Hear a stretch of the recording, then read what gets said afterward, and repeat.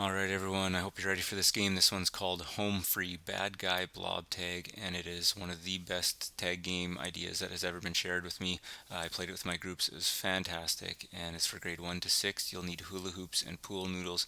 Thanks Dan Penna for your original game idea. Super awesome. Lots of moving parts, lots of dynamics. There's actually 6 different stages or 6 different levels, so it's going to be a bit long of an idea to explain, but bear with me. It'll be worth it in the end if you try this out with your groups.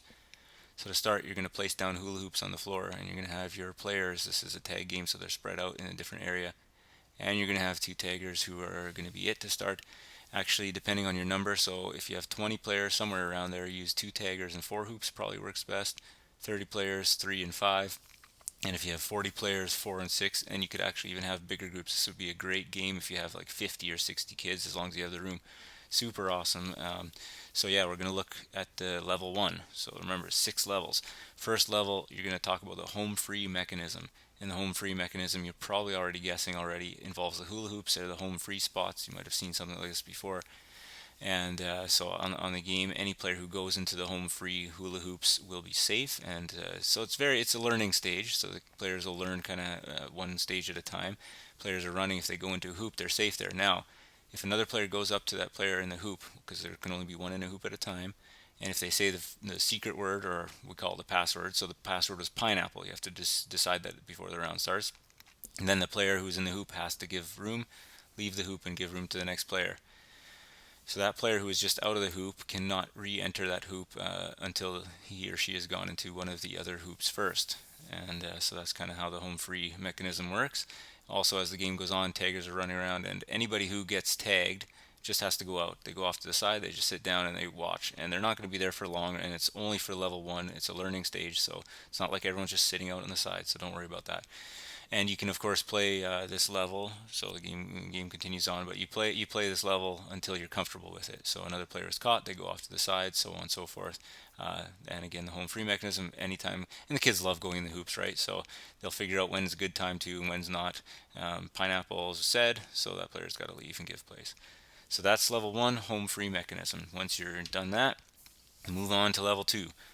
Level 2 is all about the bad guys. So now you're going to introduce the bad guy concept. So just note that every new round, it's very important to choose new taggers, or ask who wants to be taggers, or designate whatever, and choose a new password. And I like to use funny names or funny words or whatever, your school names.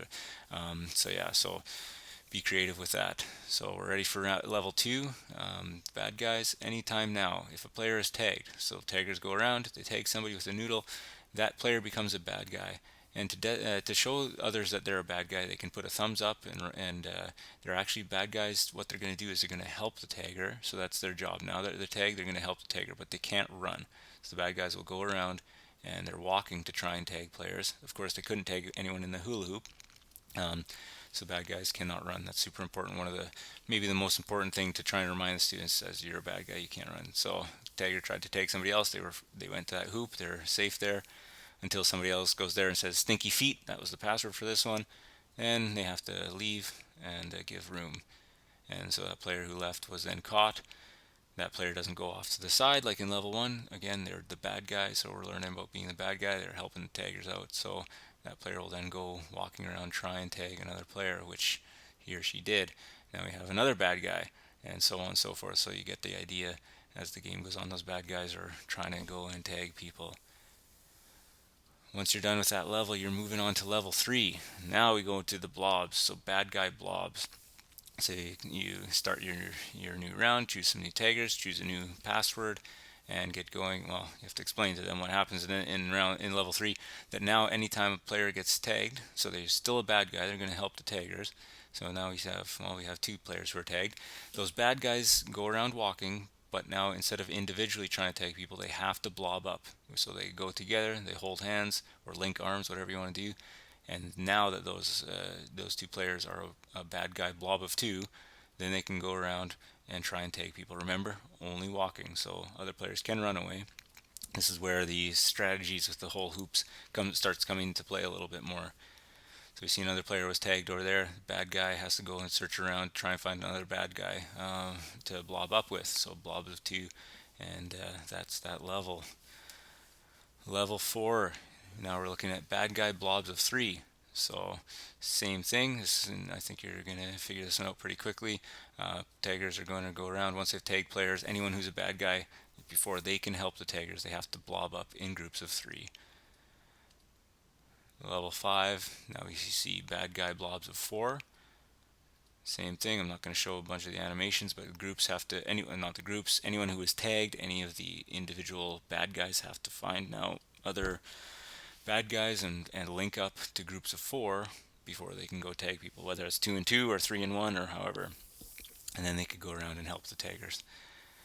And level 6, the bad guy blobs of 5, and there's also a special rule here. So we have our group again, we've chosen new taggers, new password, etc. And when the groups get together into a group of 5, now they're a big blob, then they can go help. And the special rule is now that they're a group of 5, they can tag people even if they are inside the hula hoops. So taggers still can't, the ones with the noodles can't, but a blob of 5 can go and catch people even if they're in the hoops, so there's no more home free. And so those are all the different things, all the levels. This if you've done it a couple rounds for each one, can last half hour, maybe even up to 45 minutes. Fantastic. The kids have a blast, especially when you choose funny words. Let them choose, and so on and so forth. I've done it with 3 of my groups just today. Everyone had an awesome time. So thanks again, Dan Panna. Super awesome. Hit subscribe, please, if you'd like. You don't have to if you don't want to. I guess that doesn't matter. And I should actually take this thing off. And visit PhysEdGames.com if you haven't already.